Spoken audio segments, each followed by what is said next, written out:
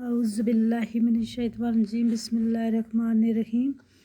School BMS Kundi, class 8، subject Urdu, topic کھیلوں کی اہمیت۔ میں ہوں آپ کی ٹیچر پروین اختر۔ السلام علیکم ڈیئر اسٹوڈنٹس۔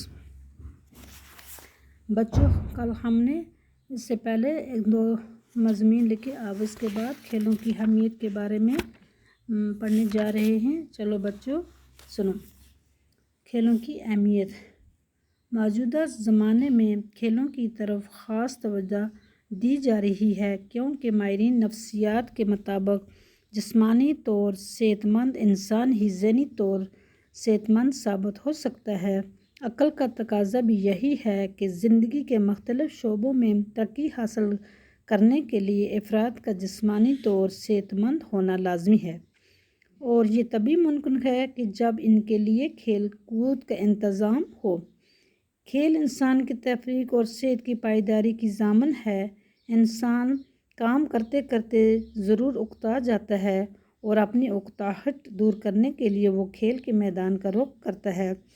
کھیل نہ ہوں تو انسان سست اور کاہل بن جاتا ہے اور اس کی صحت بھی متاثر ہو سکتی ہے۔ کھیلوں میں حصہ لینے سے ایک انسان میں نظم و ضبط، فرمانبرداری اور قوت فیصلہ جیسی صفات پیدا کرنے کا موقع ملتا ہے۔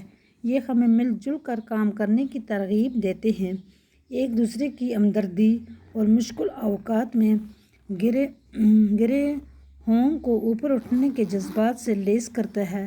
کھیل کے دوران ایک کھلاڑی اگر غلط طریقے استعمال کرتا ہے تو اسے سزا ملتی ہے، لیکن اگر وہ نظم و ضبط کا پابند رہ کر کھیل کو جیتنے کی کوشش کرتا ہے تو اس کے کامیابی کے امکانات روشن ہوتے ہیں۔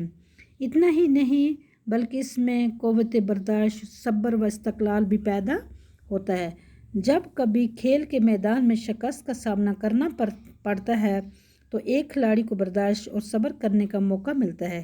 ایک کھلاڑی کو کھیل کا میدان وقت کی نزاکت سے بھی آشنا کراتا ہے۔ چنانچہ کھیل کے دوران کھلاڑی کو پلک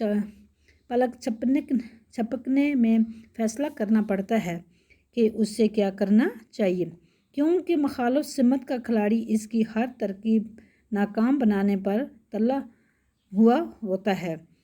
کھیل کے میدان میں فرض شناسی کا درس ملتا ہے، وقت کا پابند ہونا سیکھا جاتا ہے، دوسرے کھلاڑیوں کے ساتھ تعاون اور اتحاد عمل کی قدر کو سمجھا جا سکتا ہے۔